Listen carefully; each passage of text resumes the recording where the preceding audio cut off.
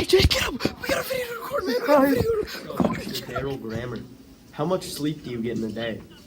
I'd say alternating between 2 to 8 hours, sometimes 14. Sometimes 14. 2 and 8. What would you say your average sleep would be? I'd say maybe 6. 6 hours? That's unhealthy. You need to get more, Daryl. So, Daphne. Yeah. How often do you sleep? How often do I sleep? Yeah. 8 hours a night. 8 hours a night. Yeah. Good. That's good for you. I know, right? That's how much you should be getting. Yeah. Would you say on average you sleep 8 hours a night?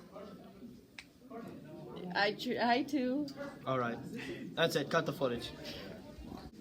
So, Jace, if that is your real name. Yes, sir. How often do you sleep? I would say 5 to 4 hours. 5 to 4 hours? Yes, sir. Would that be your average per day? Yes, sir.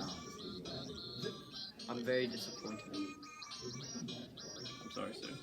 That is not enough sleep for a growing boy such as yourself. Sorry. I'd like you to get those numbers up, alright, buddy? Alright. You'll get better, Butter. We learned.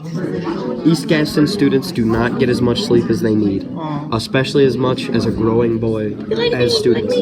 Not getting enough sleep can cause chronic health conditions such as depression, kidney disease, liver failure, and you just can't function without sleep, man. You can't.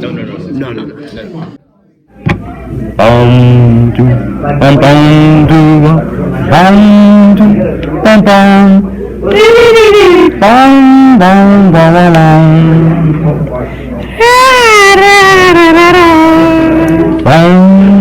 Bye.